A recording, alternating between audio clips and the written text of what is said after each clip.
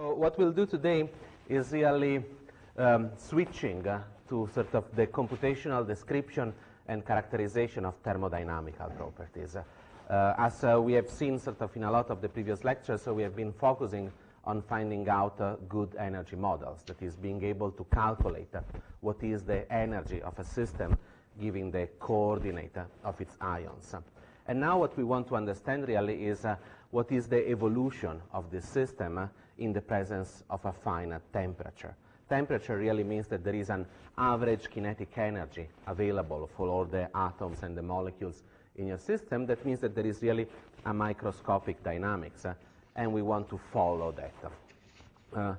One of the most important things, and this sort of goes back to really the first lecture that you have seen in this sort of class for the quantum part, is that there is the sort of fundamental de Broglie relation that sort of gives us an estimate of what is the quantum wavelength of any kind of object. Remember, we have said that sort of the wavelength times the momentum should sort of be equal to the Planck constant. And that really means that for an object like an electron, the de Broglie wavelength that comes out from that relation is comparable to the distance between the atoms. So if the wavelength of an electron is of the order of the angstrom, 10 to the minus 10 meters, it means that the wave-like properties of the electrons needs to be studied, and the electron will behave as a wave, and that's why we sort of use the Schrödinger equation to describe electrons. The wavelength of the nuclei is much, much smaller. That means that nuclei really didn't, we don't really need to sort of take into account to a good approximation the quantum nature of the nuclei. Their wavelength is so small that they can be treated practically correctly as classical particles. And that's why actually nuclei, in a way, still follow the rules of classical dynamics. That is, they evolve in time following Newton's equation of motion. Again, this is an approximation that involves treating the nuclei as classical particles and not as quantum particles, but especially at high temperature, this is a very good approximation. And so a lot of approaches in computational material science have to do with solving a Newton equation of motions for a system of interacting nuclei and evolving those nuclei in time to study the thermodynamical properties of the system. And so that's why I actually sort of started with a reminder of Newton equation of motion that is really an ordinary second-order differential equation. That is, when you have a particle of mass m in a force field, that is this f of r, well, we can calculate its trajectory, that is, its position as a function of time and its velocity as a function of time by integrating this differential equation. And, sort of the classical case that sort of, is always presented, say, is the evolution of a particle, say, in a constant force field, like a particle, under the gravitational law that sort of, to a large extent, is constant if you don't move very much. And because in that case, the force is really a constant, the integration of this becomes trivial. It's really a sort of, second derivative that needs to be equal a constant, and integrating that gives us a parabola. But the reason why I'm sort of, focusing on this is to sort of remind you of the initial conditions in our differential equations. That is, if we have a second-order differential equation, the general solution, that say in this case for this force field would be a parabola, is uniquely identified once we specify the position at a certain instant and the velocity at a certain instant. That is, among all the possible parabolas in the world, you select the one that your projectile is going to follow once you have the position and the velocity at a certain instant. And that's why actually dynamics and molecular dynamics and a lot of physical properties basically depend essentially on the position of the particle in your system and the velocity of the particle in your system. That's why there is sort of, no physical observable that depends, say, on the fifth derivative with respect to time. It's really because the dynamics of that system follows Newton's equation of motion. Okay, with this, what we really need to deal in general is with a system of interacting particles. And for a moment you could actually think that these I interacting particles could be the planets orbiting around the sun. So each of the planet I will have its own trajectory, r of t will have its own mass, and they all live in a force field. That's really where the many-body complexity, again, comes out. It's a many-body complexity that is much easier to deal with than the many-body complexity of the electron problem, because, again, now we describe each object just with a set of 6 variables. So it's 3 space coordinate and it's 3 momentum coordinate, but still each and every object interact with each other. When you look at the planets orbiting around the sun, you sort of, to first approximation could only consider the gravitational attraction to the sun, but in reality also the planets interact with each other. And so again, even if sort of, this is much simpler than the Schrödinger equation, as soon as you start to have more than 2 bodies interacting, it really becomes too complex to solve analytically. And so all the molecular dynamic techniques have as their only object, basically, the integration in time of this equation of motion in an efficient form. There are sort of a couple of comments that sort of one wants to make. In general, we deal with conservative fields. That is, the force depends on position only. That also means that the work that you make in going from one point to another point, the integral of the force times the displacement, is going to be independent from the trajectory. So the energy, if you want, is just a function of the position. The other thing that sort of descends immediately from this equation of motion is that the total energy of the system is conserved. And that's easy, very easy to prove, and I'll do it in a moment. And that's what's often called a microcanonical evolution.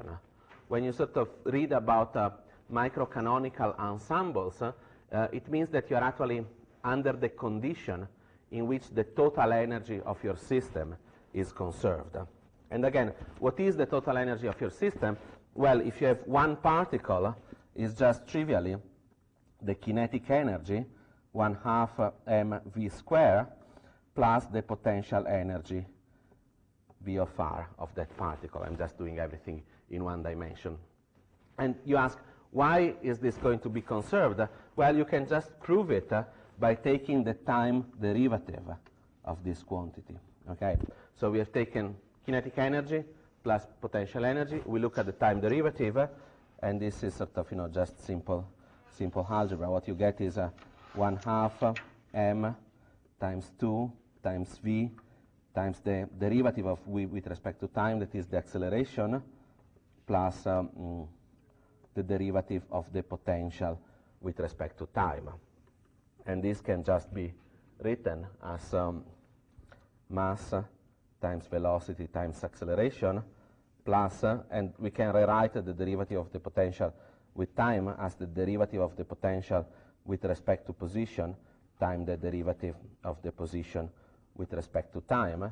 And now you see where we are getting to, because this term here is equal to minus the force, while these terms here is equal to the velocity. And so it goes away with here. And so what we have is that the derivative of the total energy with respect to time is equal to the mass times the acceleration minus the force. That is 0, because the particle follows Newton's equation of motion. So because of Newton's equation of motion, and because the particle follows exactly that evolution, we have that the sum of the kinetic energy plus the potential energy needs to be conserved during the evolution. And that's actually sort of the fundamental sanity check that you will always have and you can always do during a molecular dynamic simulation. That is, you can check that your integration is correct by making sure that the total energy of your system is conserved. Okay, so what do we do in a sort of practical molecular dynamic simulation? Well, the idea is that as in the motion of the planets, we want to integrate the equation of motions with this caveat that, again, each particle interacts with each other particle, and so it's really a many-body problem, even if it is a classical many-body problem, and so it's really easier to integrate than the sort of many-body Schrödinger equation. And in general, sort of the way particles interact with each other can be described by empirical force fields, or in sort of, the best case scenario, can be described using quantum mechanics, density functional theory, hartree-fock. And so what you will have to do in that case is that for every configuration of your ionic system, you need to solve an entire total energy self-consistent problem. And that's why actually first principle molecular dynamics becomes a very, very expensive challenge. And we'll see sort of in one of the later classes how this is solved. There are a lot of systems that can be described accurately, even with very simple potential. Even more than in the case of the total energy, certain thermodynamic transitions, like the transition from a solid to a liquid, can be thought sort of broadly independent of the details of the interacting potentials. So even studying a system, with a Lennard-Jones potential that's after all sort of, was developed especially to do molecular dynamic simulation of rare gas atoms, or even just studying a system that is made by hard spheres that don't really interact when they travel in space, apart when they really hit each other, so what is called a contact interaction that is zero all the time, apart the instant in which the two spheres collide, can sometimes give you very accurate qualitative description of the thermodynamic transition in a problem. And molecular dynamics actually was sort of first introduced really to study systems like liquids, for which it's very difficult to develop analytic techniques. You see, if you want to sort of study a solid, you sort of, you can actually choose a potential, and if the potential is simple enough, you can analytically calculate the potential energy of a periodic repetition of all your atoms. But if you study liquid, disorder is really an essential part of the state of the system, and so the entropic contribution to the free energy of this system is fundamental, and really there are no reasonable analytic ways to address a lot of the questions that you have, and that's why people really sort of moved to solving on the computer the Newton equation of motion. And this is, sort of a short history really of molecular dynamics, reminding you sort of, what is the history of computer really. In 1952, one of the first computers, MANIAC, was operational in Los Alamos, and that's when Metropolis, Nicholas Metropolis, collaboration with actually a husband and wife couple, Rosenbluth and Teller, developed what is called the Monte Carlo method, that was sort of a very powerful method to address exactly this entropic free energy problem, and that you'll see in one of the later classes. But really sort of 1956 sees the first molecular dynamic simulation by Alder and Wainwright, as I said, in looking at the dynamics of hard spheres, and sort of these are sort of the milestone papers. Vineyard studying radiation damaging copper, what happens when you have, a sort of copper atom that is really sort of put in motion by a very energetic radiation kicking it and starting sort of running around. And really this is the classic paper of Anizur Rahman, studying with a Lennard-Jones potential the dynamics of liquid argon. Again, a Lennard-Jones potential is actually very accurate to describe rare gases that ultimately sort of repel each other at very close distance, and at large distances attract each other with this weak dipole-dipole interaction that goes as 1 over r to the 6th. And then really the sort of first ab initio molecular dynamics and the first theory for ab initio molecular dynamics was developed in the mid-80s by Karen Parinella. Okay. Now, there is a sort of universal way to think at this dynamics of your classical system composed of n particles. And as we have said, since that they follow Newton's equation of motion, what we really need to track, the only quantities that we need to track is their position as a function of time and their velocity as a function of time.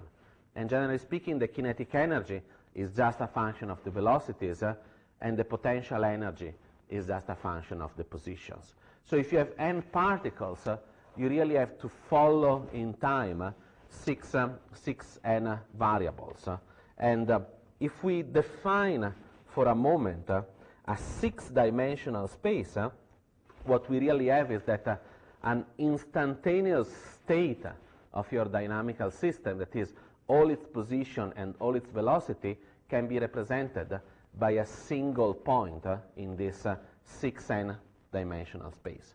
So if you have got just a hydrogen molecule with 2 nuclei, what you really need is a point in 6 dimensions. If you have a water molecule, you need a point in 9 dimensions, and the evolution, if you have a water molecule, you need a point in 18 dimensions, and if you have a hydrogen molecule, you need a point in 12 dimensions. And the dynamical evolution of your system is described exactly by the evolution of this point. So we often think at this phase space that we'll have for n particle 6n dimension, of which let's sort of try to draw a bit dimension. 3n of them, those represented in green, will really represent the positions, and the other 3n will represent velocities, okay? And obviously this is all orthogonal dimension, and your point will be somewhere at a certain instant in time t. We'll have a set of velocities, we'll have a set of position, and the Newton equation of motion will make it evolve in this phase space. So really, your molecular dynamic integration consists in following in time this evolution. And that evolution is, in principle, analytically and uniquely defined once you know the position and the velocities at every instant. And, well, we'll see that later. Okay, so what do we do once we have a computational algorithm that allows us to evolve this point in phase space? And I sort of summarized here sort of the 3 main goals that could follow from a molecular dynamic simulation in the sort of the order that we'll see them. Really, one of the most common ones is to use molecular dynamic simulations to calculate thermodynamical properties. That is, to calculate what we call ensemble averages. Suppose that you have a system like a solid, and you have calculated, say, its lattice parameter, like you're doing in lab 2 or lab 3. And suppose that you start heating up this solid. What happens? Well, the atoms, in the classical sense, start oscillating more and more. And you know from experience that most solids start expanding when you warm them up. So a molecular dynamic simulation could tell you how much a solid expands when you heat it up, because basically you start evolving your system from 0 temperature, and then you increase its temperature, and really temperature, remember, is just the average kinetic energy of the ions. And as you increase the temperature, the ions oscillate more and more, and if you let your unit cell expand or contract in time, following what is the stress overall of all the atoms in your unit cell, you'll see that your system sort of, increases the dimension of the unit cell and starts oscillating around a value that's really an average depending on temperature. And all these sort of, statements can be actually made formal in a way that we'll see in a moment, that is the language of thermodynamics. That is, if we have a finite temperature will have a certain probability associated with every microscopic configuration. Okay? So if you are at 0 temperature, really what you have is that you have probability 1 to be in the lowest energy state possible, and probability 0 of being in any other energy state. If you start increasing your temperature, states that are energetically similar to the ground state, but not really the ground state, start to have a certain probability of being occupied. And the more temperature you have, the more very costly configurations can be accessed by your system. And really the average properties at a finite temperature need to be an average over all these possible states, weighed with their appropriate thermodynamic weight, weighed with the probability of being in that state.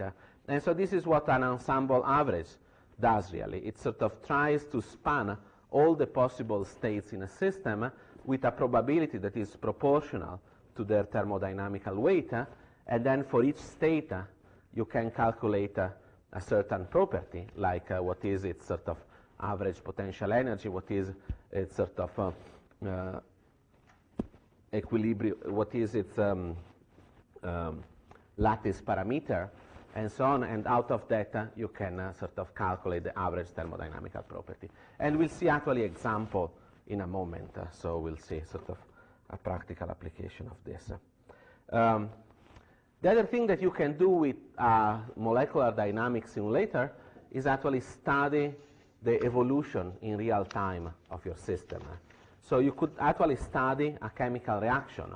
What happens if you have, say, an explosive molecule that is decomposing, okay? And in particular, whenever you have sort of, chemical reaction that tends to be bond breaking and bond forming reaction, you'll probably need to use a quantum mechanical approach, but in principle you can set up your system in an initial configuration and see what happens as you evolve in time. You could look at a catalytic reaction, say, maybe you're interested in studying fuel cells and you want to see how a hydrogen molecule decomposes when it arrives on a platinum surface. Well, you can take your hydrogen molecule and sort of, project it delicately towards the platinum surface and follow with your molecular dynamic techniques the dynamics of all these nuclei as the molecule chemisorbs and dissociate in time. And then really sort of the last application of molecular dynamics is a sort of more of optimization algorithm. There are problems in which it's very complex to find what is the lowest possible solution, what is the optimal solution. That is, you could sort of, try to find out what is the schedule of all your flights in a airplane company. And obviously that's a complex optimization problem because you can't move one plane at a time and figure out what is the best possible solution, because there might be a completely different choice of planes and itineraries that actually gives you a best performance overall on the net. And so you can always sort of take one optimization problem and express a cost function that is sort of, depending on what is your interest, sort of minimize the sort of amount of oil, say, used in running all these routes. So when you have a cost function of a very complex problem, you have really an object that depends on many variables and that has a lot of possible minima. Okay, so this would be really the problem of optimizing the air routes of an airline. What you have is a lot of possible variables and there are a lot of reasonable solutions, but you really want to find the one that is the best for you, something like this. And molecular dynamics can actually help to solve this problem, because it's a problem that is absolutely analogous of having a system of interacting particles that has a certain potential energy surface and trying to explore that potential energy surface, moving around until you find the lowest minimum. You could think of this as a mountain range, and you have your skiers that are really your particles moving around, and you want to sort of let the skiers ski around as much as possible until they find the minimum energy state. And so you can use a thermodynamical analogy. You heat up your system.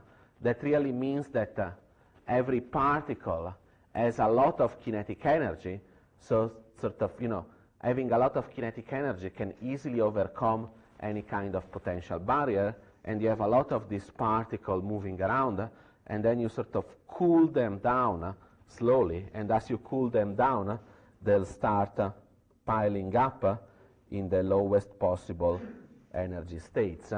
And once you have reached very slowly 0 temperature, you look where all your particles have ended up, and so you have at least a good sampling of the relevant minima in your potential energy surface.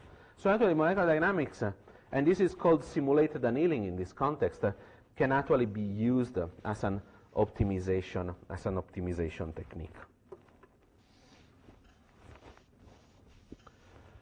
And we don't have sort of to go as far as the case of an airline or what is called the traveling salesman problem, but often what we have is that we have system that is fairly complicated to characterize. Say we want to describe maybe an interface between perfect silicon crystal and the SiO2 substrate, because we are in the sort of electronic industry.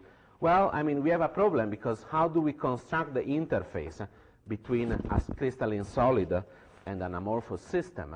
I mean, we can try putting atoms in reasonable position, but it's never going to work very well. And so what we can do is actually use a molecular dynamic techniques to let the atoms evolve according to their interaction and to the Newton equation of motion, and somehow find by themselves slightly more favorable green minima instead of the initial configuration in which we have put them. Okay, so in principle, if you had infinite computing power or infinite mathematical prowess, you would have really solved the problem of characterizing on a computer any material that you wanted. The reason why you can't really do that in general and indiscriminately has to do with sort of 4 problems that arises in the approach that I've mentioned. And sort of I've mentioned them here, I guess, in order of importance. And the first and most dramatic problem is the one of time scales. That is, atoms move around and vibrate at time scales that are characteristic of atoms. That is, say, in a molecule, it will take tens of femtoseconds or hundreds of femtoseconds to have a periodic oscillation. So these are sort of, femtoseconds, 10 to the minus 15 seconds is the order of magnitude of the dynamics of the atoms at sort of room temperature. Now, a lot of interesting problems take place into sort of times of seconds, minutes, or hours. Sort of a classical problem is how a protein folds itself in its native state. And this is a process that can take seconds. And so we have really the issue that all our calculation takes place on the time scales of 10 to the minus 15, and often we need to reach physical properties that are of the order of seconds. So we need to span 15 order of magnitudes.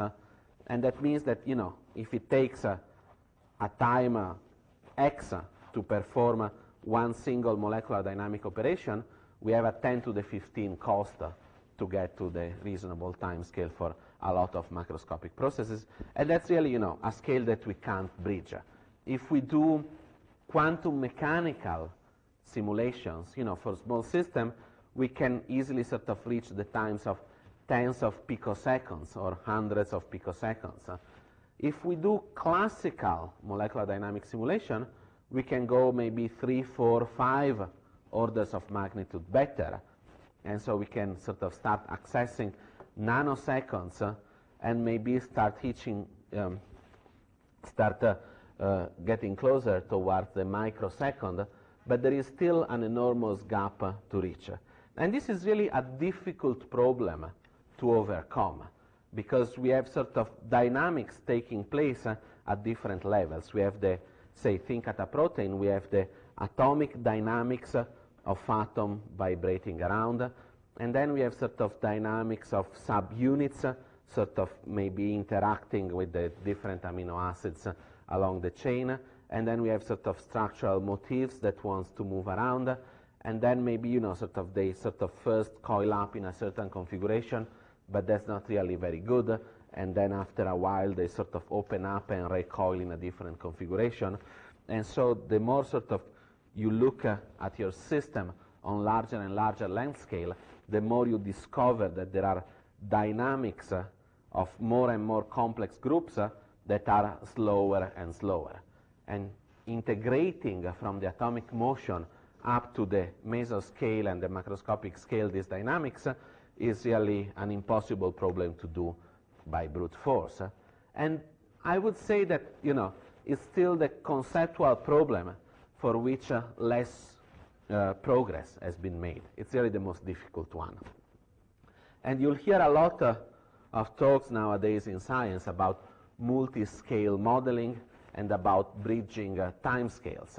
And it's obviously, you know, a very important challenge, but I still think we are at the stage in which there are very little solutions. Somehow related to the length scale problem, to the time scale problem, there is the length scale problem. Suppose you want to study a system close to a phase transition. Suppose that you want to do, you know, you want to see a gas evaporate. You want to study a liquid to vapor transition. What happens exactly at the temperature where the liquid and the vapor are in equilibrium? Suppose that you are studying, you know, water boiling at sort of normal condition. It boils at 373 Kelvin. And at that temperature, why there is a phase transition? Basically because the free energy of the liquid and the free energy of the gas are the same. You go a little bit above the temperature, the free energy of the gas is lower, so the system wants to be all gas. You go a little bit below the boiling temperature, the free energy of the liquid is lower, so the system wants to be all liquid. But as you get closer and closer to the temperature, these two free energies becomes comparable. That means that the cost of transforming from liquid to the gas and from gas to liquid becomes smaller and smaller, and it is zero at the transition temperature. That means in practice that since that it doesn't cost anything to transform from one state to the other, you have lost all possible length scale, because you can nucleate a bubble of gas of any size with zero cost. So if you think at the transformation from a liquid to a vapor as the nucleation of bubble of gas, exactly at the temperature of the transition, that cost has become zero, and we can nucleate bubble of any size. So the phase transition is a moment where we lose length scales.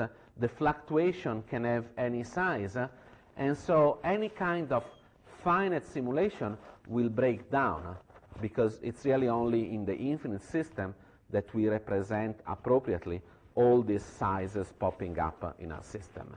And so that's why it becomes very difficult to study accurately, say, a boundary at a phase transition. We say that the length scale start diverging, and that's why one needs to be careful. This problem is not as serious as the problem of time scales, but it's still, you know, one that you want to consider very carefully. And once you need also to spend some time thinking, actually, that is, Often we use a periodic boundary condition to describe an extended system, and so the question that you always have to ask yourself is how large should I make my unit system that is periodically repeated before it's really describing accurately the infinite system that is the goal of my simulation. Suppose that you want to study water, okay, or suppose that you want to study any liquid. In principle, you want an infinite system. In practice, you can deal only with a finite number of degrees of freedom. So the two possibilities that you have, you could study a droplet of water, okay? But then obviously, you encounter the problem that when you study a droplet, you have a very large influence coming from the surface effect. The droplet is a droplet because of the surface tension, and before reaching the thermodynamic limit of that droplet behaving as a bulk liquid, you need really to go to enormous sizes.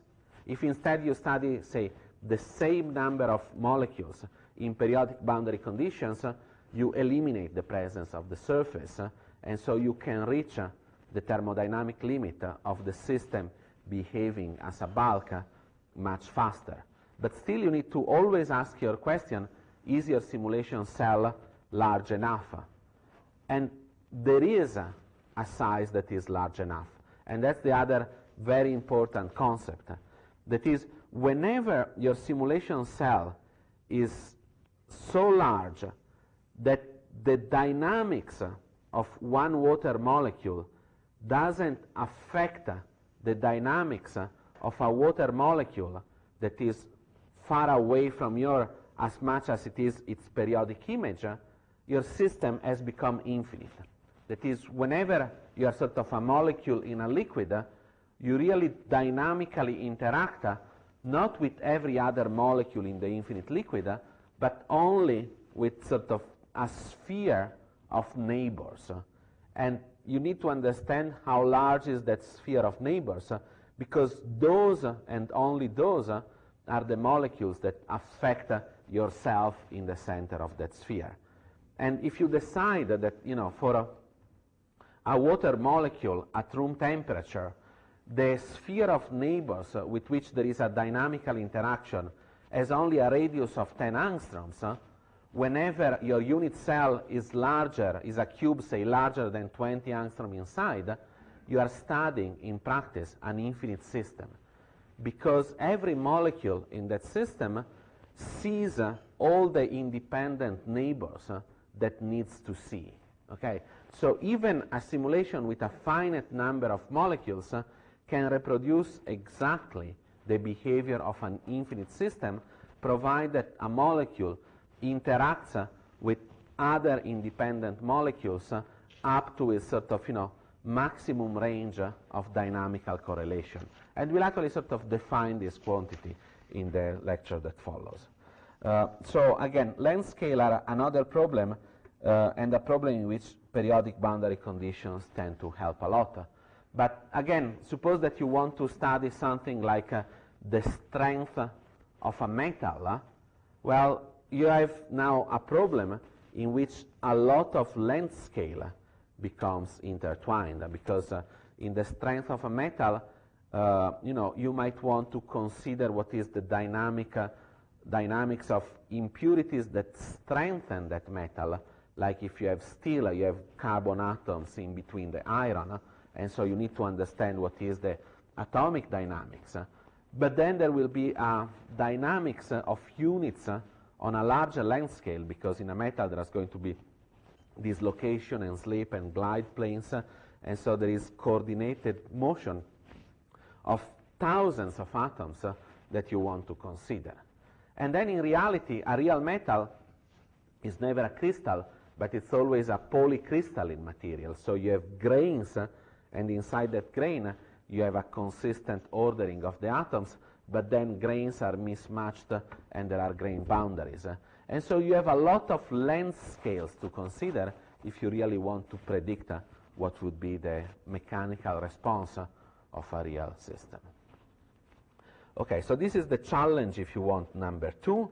The challenge number 3 is the one that we have sort of described more in detail up to now, that is determining how accurate can be your prediction of the interaction between nuclei, and you have seen everything that we could tell you about empirical potential, quantum mechanical simulations, and in principle, even if it's obviously very expensive to make very accurate prediction of the interaction between atoms, in principle is the less conceptually challenging of the problems. I mean, we can just sort of try all our sort of electronic structure methods at will, and we can sort of try to see how accurate we become.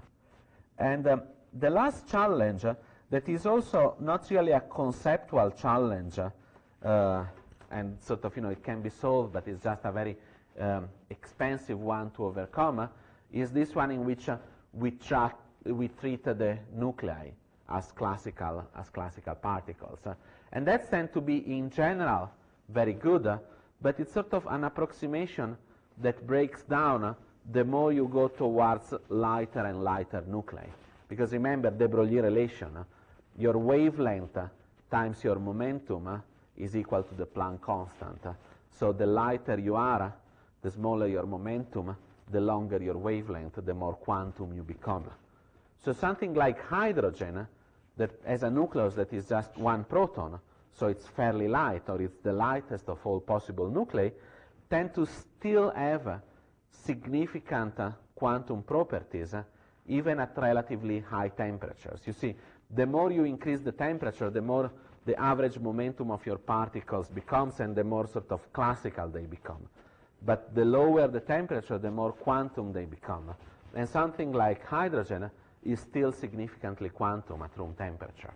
And what does that mean? Well, it means that that particle is really a delocalized system that can actually tunnel through barrier. That's, if you want, one of the important differences between a particle that behaves according to classical mechanics and one that behaves according to quantum mechanics. If you are behaving as a classical particle, you need to have enough kinetic energy to overcome a barrier. If you are a skier and you are in a valley and you want to go in the other valley, you need to have enough velocity to be able to overcome the mountain. If you are a quantum skier, you can actually have some finite probability of tunneling through.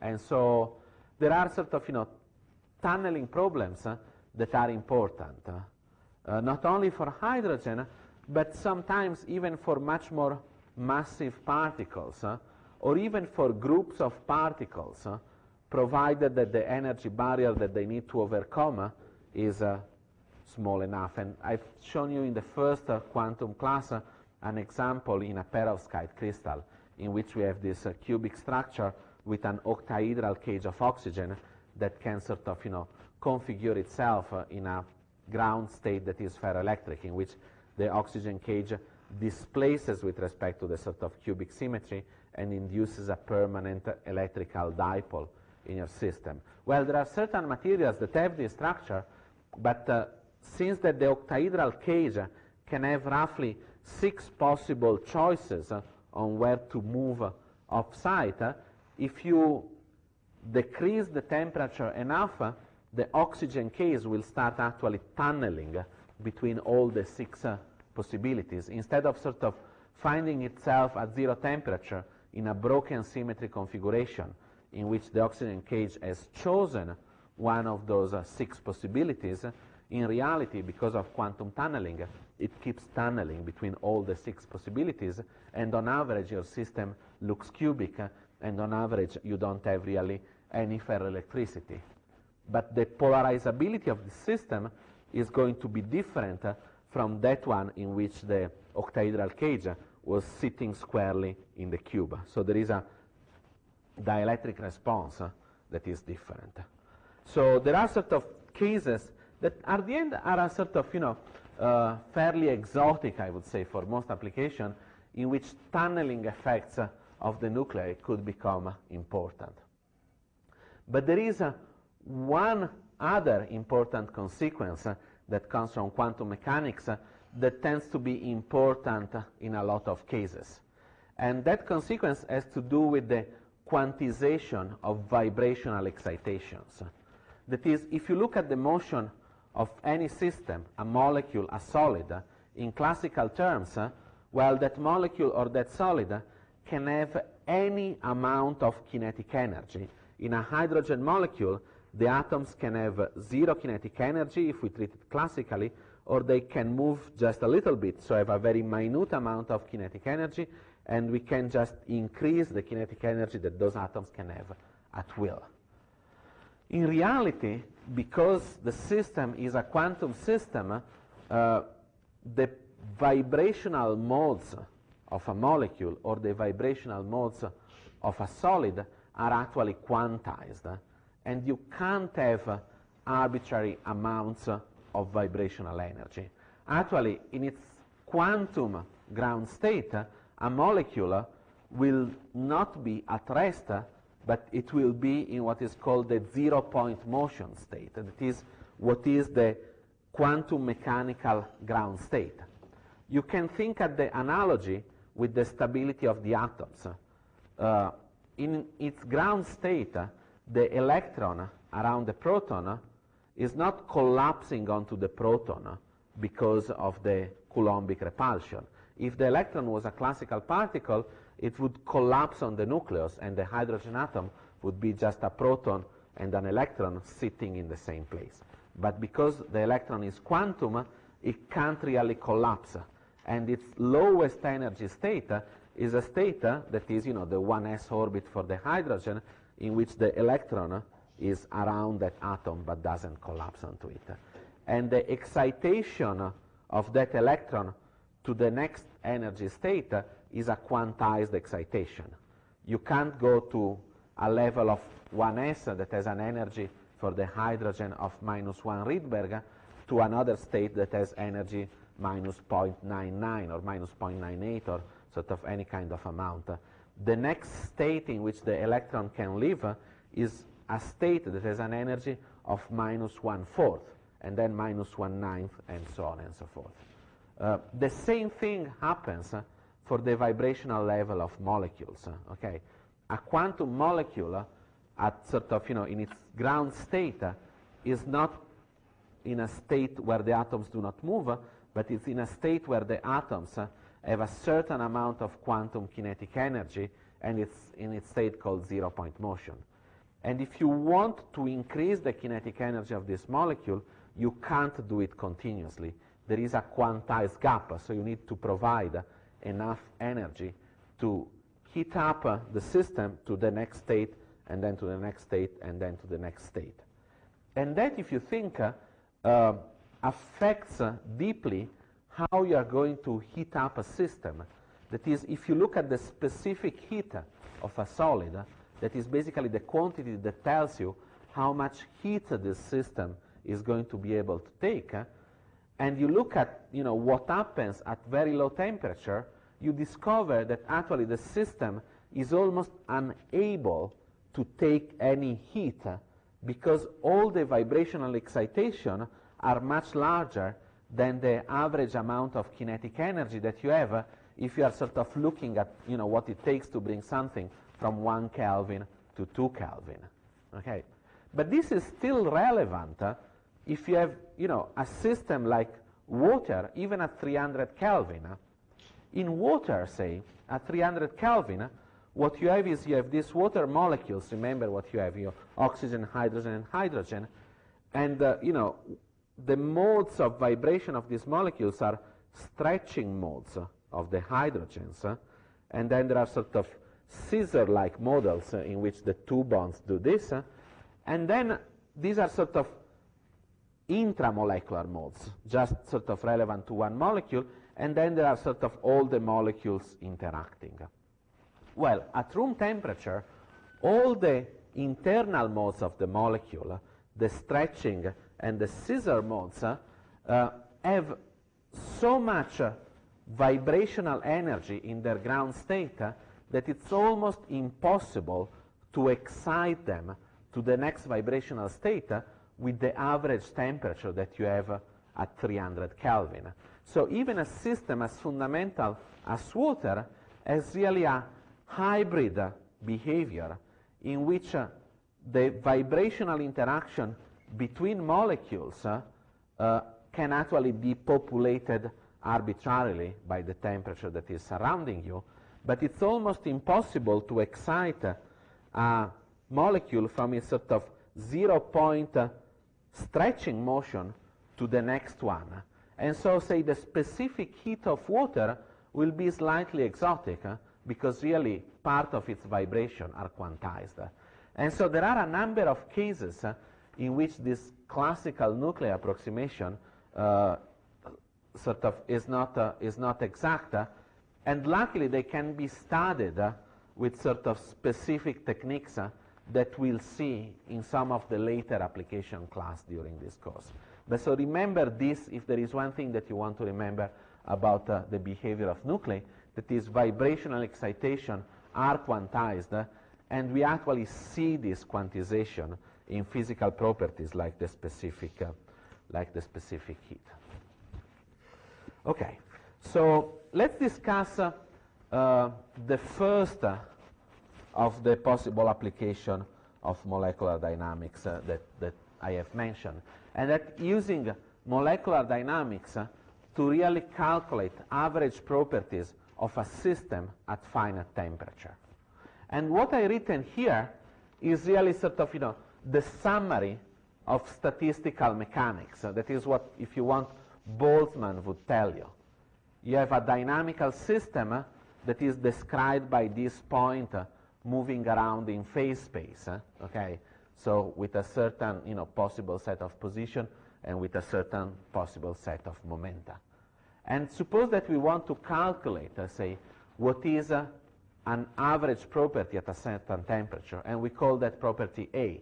It could be the lattice parameter of the system. You have all this, or it could be the diameter, say, it's even simpler, of your water bubble. Okay, you have this water bubble, and you want to see what is the diameter of this water bubble at a certain temperature. And this diameter is going to increase with temperature, and what you do, you just let this system evolve, and during its evolution, you keep measuring what is its diameter, and you let this evolve a lot, and you measure what is its width. Well, the way Boltzmann would set this problem is say, we really need to integrate over all possible configuration of the system. That is, we need to go through all possible configuration of the system. That is, we need to integrate over the full phase space. And for every possible point in phase space, we need to calculate the diameter of my water bubble. And then we need to sort of take into account what is the probability of being in that configuration. And if you are in a system at a constant temperature, the probability of finding yourself at a given temperature is given by exponential of minus beta is just 1 over the Boltzmann constant times the temperature times the energy. That means that configuration that have a high internal energy are very unlikely, and configuration that have low energy are more likely, to the point that if the temperature is 0, that is, beta is diverging to infinity, only the lowest energy configuration possible is represented. But so this is the statistical mechanic points. To calculate an average quantity at a finite temperature, we need to sum over all possible configuration in space and momentum. For each possible R and P configuration, we'll have a certain value of the diameter of that bubble. We weigh that with the statistical weight of that configuration, and we actually normalize this expectation value, and this is what we obtain. So if for a moment you think at a phase space that is two-dimensional, and in this square we represent all the possible position and velocity of our system, what Boltzmann tells us is that for every possible point we will have a certain value of A, and the sum over all the possible value of A weighed with the sort of probability of finding them gives us the expectation value. And so what you really need to do is an integral over all space of this. And the cost of these integrals diverges as the number of dimension diverges. because again, every time we increase the size of the system by one particle, we have 6 more dimensions over which to integrate. And again, if you think that sort of we do this just by numerical integration, by taking points on a grid, and maybe we just discretize our system with 10 points along one dimension, every time you add a particle, you have 10 to the 6 points that multiply your system. So this quantity explodes. The point of view of molecular dynamics is different. What we say is that, well, let's just let this system evolve. Let this system evolve in time, and let it evolve at a constant temperature. And so now our point in phase space is going to go around following a trajectory. And if we let it go around sort of long enough, it will spend more time in the parts of phase space that are more favorite, the ones that are sort of more likely according to the Boltzmann factor.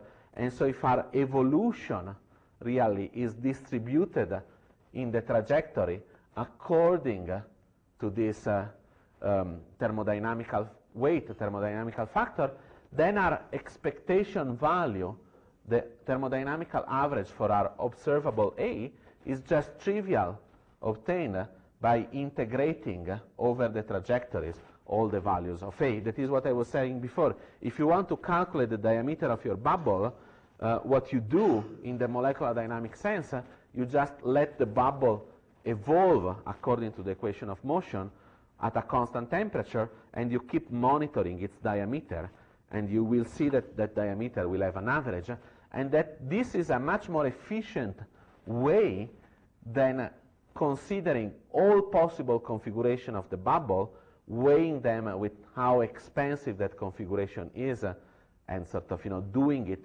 for all the possible configuration. The molecular dynamic algorithm automatically, if you want, keeps spanning the most likely configurations. And so it does for you the job of sort of going in the place where it's most likely to be. So in order to calculate ensemble average, we can actually transform our problem into integration over a trajectory. And that is almost always doable under what is called the criterion of ergodicity.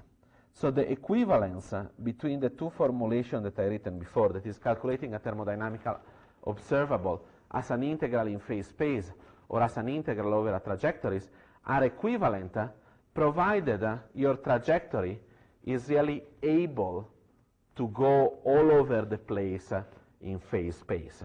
So if again this were phase space, you could have in principle the problem of a non-ergodic system if there is something that prevents your trajectory to sort of reach certain so-called forbidden segments in your phase space.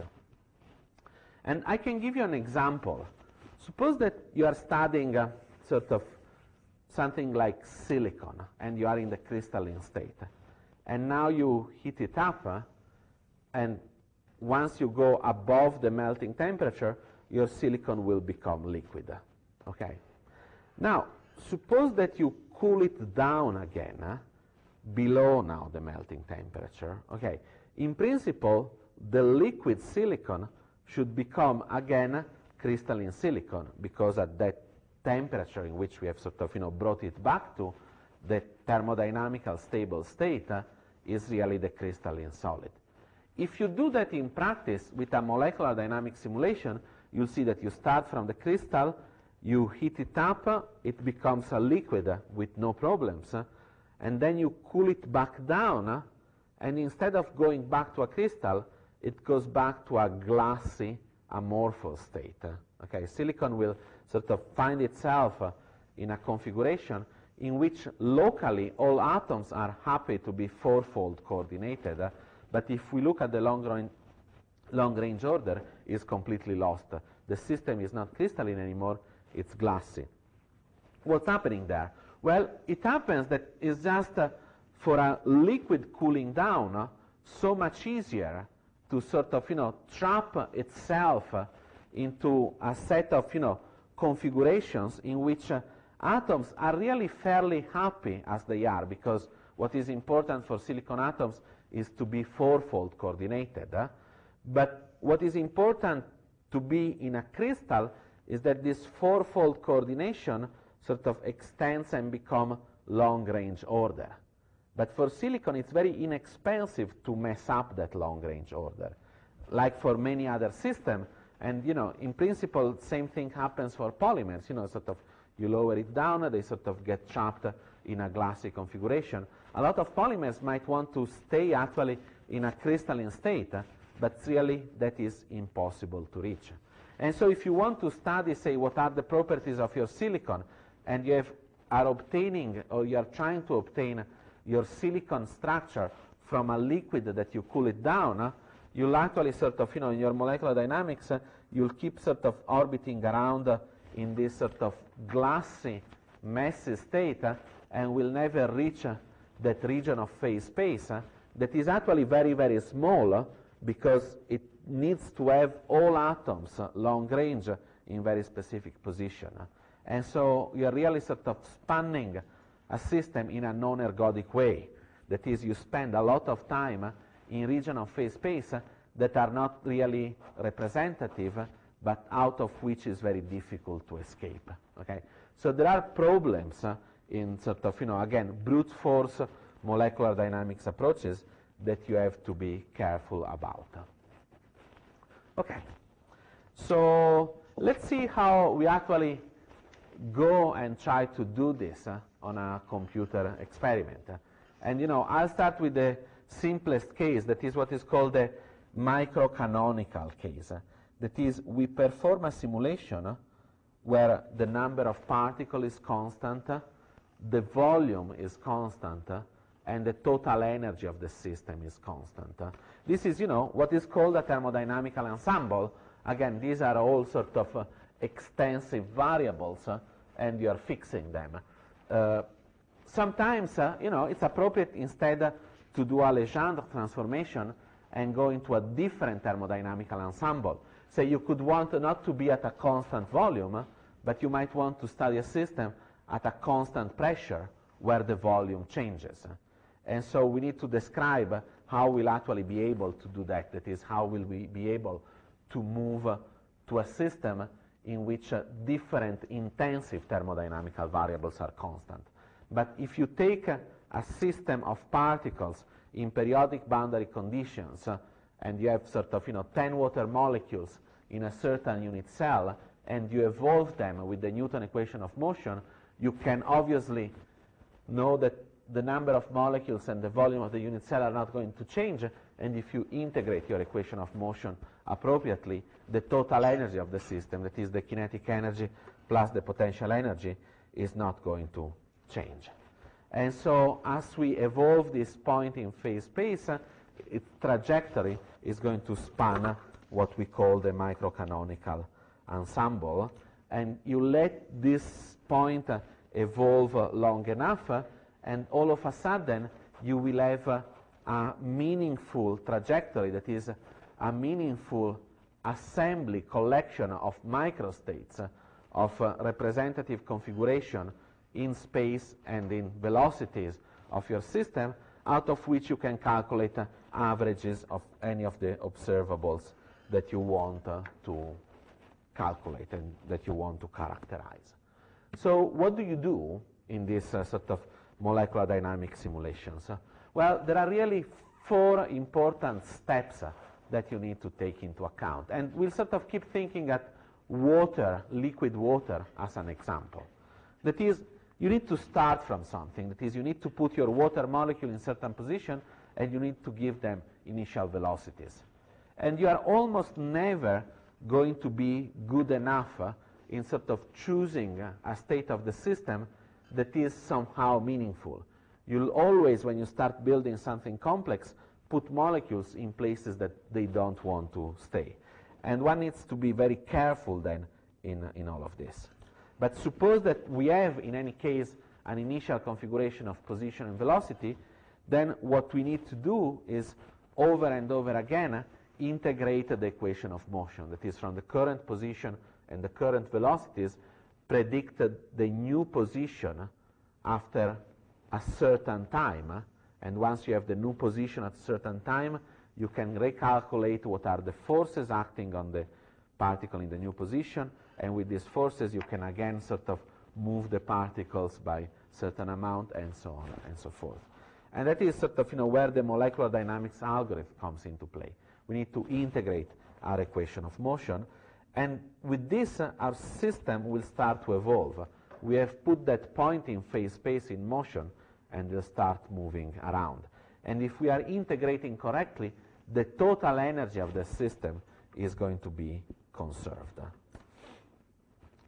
Now, what we need to do is we need to make sure that our characterization, our thermodynamical averages, do not depend on our initial condition. Again, we have sort of started from a configuration that we have built by hand, and because of that, it's most likely a very unfavorable configuration of the system. Okay, so we need to let the system evolve and somehow start figuring out really in which condition it would want to stay. Think at the previous example of silicon that is glassifying. Well, we had liquid silicon, we have cooled it down.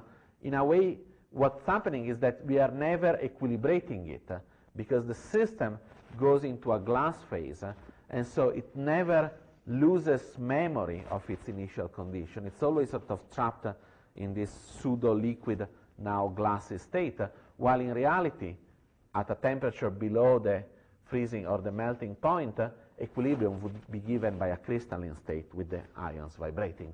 So there are cases in which equilibration is so difficult that we actually never reach it.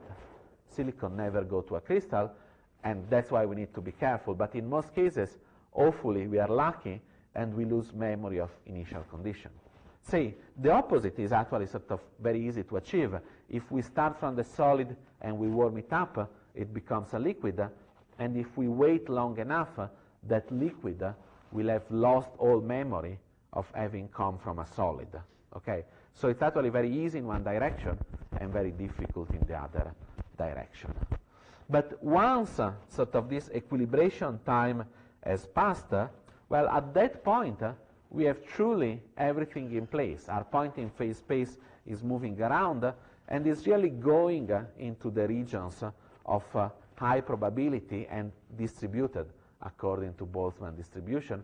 And so at that point, we can sort of start and average among any of the sort of physical observable that we want to calculate.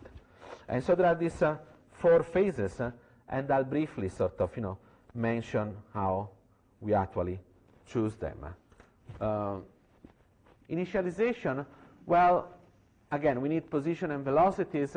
You need to sort of be careful, in particular, to avoid overlap between your molecules. If you put 2 atoms very close, they are going to repel each other with an enormous strength.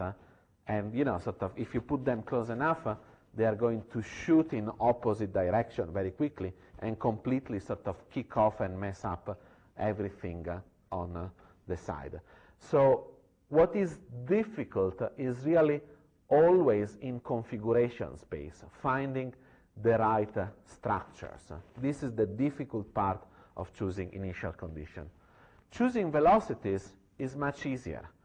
One possibility is just giving 0 velocity to the system or a very small velocity and then sort of slowly adding things. And what we usually say is that configuration in velocity space is much faster. And this is the reason.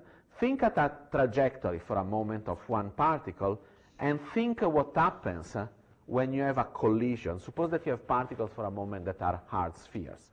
In a collision, the velocity of the particle all of a sudden changes sign. So in the velocity part of the phase space, your point makes a sudden jump, okay? Because the velocity that was plus 10 has become all of a sudden minus 10. So in velocity space, for the limit case of a system of hard spheres, your representative point hops everywhere continuously. In reality, I mean, you have interaction at all times, and you don't really hop, but you can sort of, move very quickly from one region to the other region. There is not anything similar to the glass entanglement in configuration space. So it's very easy to sort of, thermalize velocity. It's very difficult to thermalize and equilibrate position. And that's where sort of, you need to be careful. And if you really want to be sort of accurate, what you can also do, instead of giving 0 velocity to your system, you can use sort of your concept of statistical mechanics. That is, a system of classical particles will have a distribution of velocities that depends the temperature at which it is. And this is 0 in Celsius, so it's 273 Kelvin. And sort of the distribution of velocity in a classical system is actually given by the Maxwell-Boltzmann distribution written above, that has basically this shape. So it means that if we are, say, at 0 Celsius, 273 Kelvin, we'll have a lot of molecule with a certain velocity, and then, sort of, in principle, we can have molecules with higher and higher velocity, but the probability of finding them decreases. And as we increase the temperature, the probability distribution of the velocities for the molecules changes. And so, as usual, you can sort of, define both a median or an average in your system. That is, you can look at what is the most likely velocity, that is the top of this curve at 0 Celsius, or you could also define what is the average velocity. And since that this curve is asymmetric, it's going to be really sort of shifted a little bit. And these are actually the numerical expression for these two velocities, the most likely and the average velocity. And so, sort of, I've given you the example of an oxygen molecule at room temperature. We are talking about, 1,000 meters per second. So these velocities, if you want, are similar to the speed of sound in your material, because at the end, sound propagates at certain speed because that's the velocity of the collision from one molecule to the next that are really carrying sound away. So if you want to be sophisticated, you give to your system a set of velocity that could be, say, all identical to the most likely velocity. But again, integration and thermalization in equilibration and thermalization in velocity space is very easy. So once you have this, that is, once you have a set of position and a set of velocities, you need to use Newton's equation of motion of predicting where your system is going to go. And so that's when sort of, the molecular dynamic algorithm come into play. So what you need to do is, as we say, you need to use an integrator, the algorithm that tells you what your next position and what your next velocities are going to be. And there are a number of integrators. There are sort of subtleties, but often you find the name of Verlet algorithm. This is one class of algorithm, and the other sort of common class is the gear predictor corrector, just to give you the terminology. And we look in a moment at the Verlet algorithm. They are all fairly simple, but what is really important is that this algorithm should be robust. That is, they should sort of give you a trajectory that is very close to the trajectory that you would get from the perfect analytical integration of the equation of motion. And in particular, what is the most important thing is that they should be accurate in, say, conserving the constant of motion. As we have seen from the Newton equation of motion, the sum of the kinetic energy and the potential energy should be a constant. If your integration, if your numerical evaluation of that equation is poor, you will see that the constant of motion is not anymore a constant. So again, this is the sanity check on the accuracy of your integration. And there are sort of, more subtle elements of, the integration algorithms that can become important, but we won't go into there. And then, sort of, as I said, straightforward integration of the Newton equation of motion gives you the microcanonical ensemble in which the total energy is conserved. But sometimes you want to study systems in which the temperature is fixed, or you could want to study system in which the pressure is fixed, and so you need to sort of augment your molecular dynamic integrator with some feature that allows you to control those intensive variables. So if you want, say, to control the temperature of the system, what we say usually is that we couple the system to a thermostat. That is, we make sure that the temperature in your evolution doesn't change. And you'll see examples in the next class of this. And in the case in particular of something, say, like the temperature, you have a whole set of possible thermostats. That is, you could use stochastic approaches. That is, you have your evolution of your system, and your system doesn't conserve, if it's microcanonical, the temperature. Sometimes it goes towards higher temperature, sometimes it goes towards lower temperature. And what you could do is either every now and then sort of absorb some energy or give back some energy in your system, and that would be a Langevin dynamics, in order to control the average kinetic energy of your system. Or you could somehow forbid in the microcanonical evolution your system to choose a state in which the temperature changes. So if your new positions are such that your velocity give an increase in temperature, you just sort of, shorten how much your atoms move in order to make the velocity smaller and in order to make the kinetic energy conserved. Or there are sort of more complex dynamical ways of impose temperature that goes under the name of extended Hamiltonian or extended system, of which we'll see an example, that is the Nosé-Hoover. But let me give you sort of, really what is the simplest and still one of the most used sort of numerical integrators. And it tends to be very robust and very accurate. So, it's still used in a lot of molecular dynamic simulation, and there is often no reason to do anything better than this. So in a way, we are in a much luckier situation than sort of in quantum mechanics. This is good enough in almost all cases.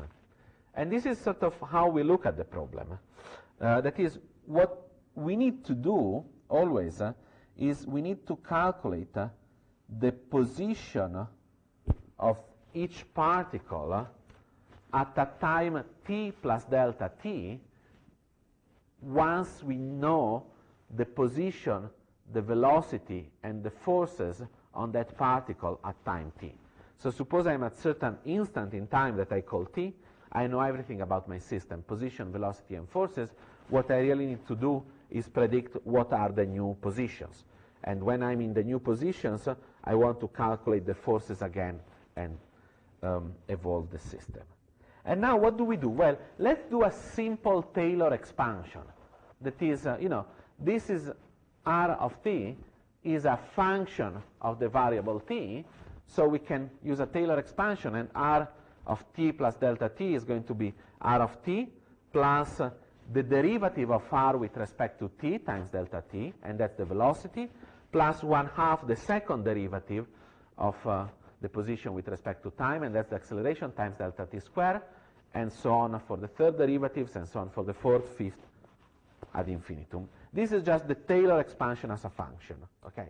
And so it gives us the position at t plus delta t, knowing all the derivatives, first, second, third, fourth, nth at times t.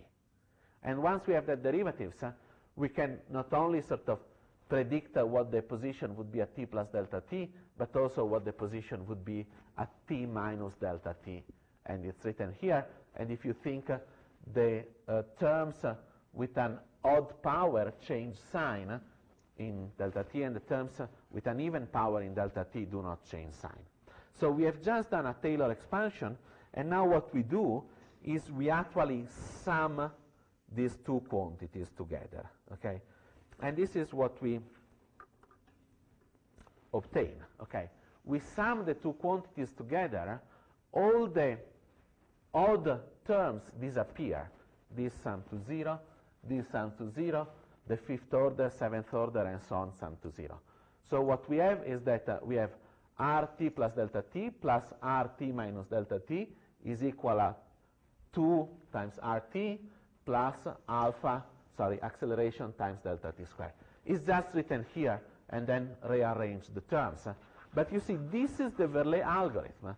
Now what we have when we look at this expression, we have an expression that tells us what is the position at my new time step, knowing the position at my current instant, knowing the position at the previous instant. We are sort of keeping configurations from our trajectories, so we know where we were before, we know where we are now, and we know where we are going to be just by adding to this the term acceleration at the present times delta t squared.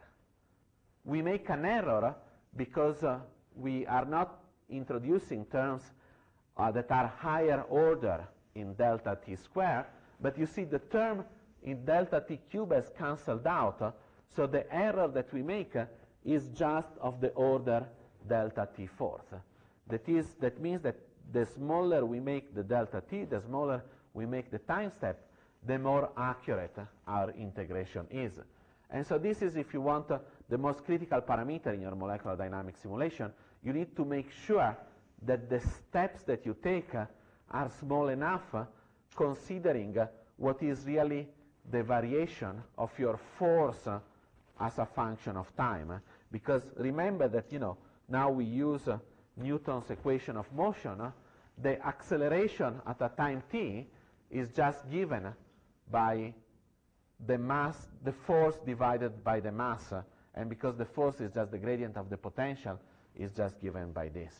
So at a certain instant in time t, you have the acceleration acting in your particles just by taking the force and dividing by the mass. So at every instant, you calculate force, and the force lets you evolve the system, and it keeps giving you the new positions, and so you know what is the trajectory in configuration space, and you can very simply find out what is your velocity at every instant t if you need to calculate what is the velocity just by doing a finite difference calculation of the tangent. Basically, the velocity is the tangent of the trajectory with respect to t. Okay, this concludes class. Sort of what we'll see in the next lecture is how we actually sort of take this Verlet integration and how we use it to do the characterization of the thermodynamical properties of a real system. So today is Thursday, next week is spring break, so we'll see each other again on Tuesday 29th. And I will be at a conference, and all the TAs will be at a conference next week. So it will be slightly difficult communicating via email. So try to ask a lot of questions between now and Sunday for your problem set that is due the Tuesday after spring break, and that will be problem set 2. Otherwise, enjoy spring break.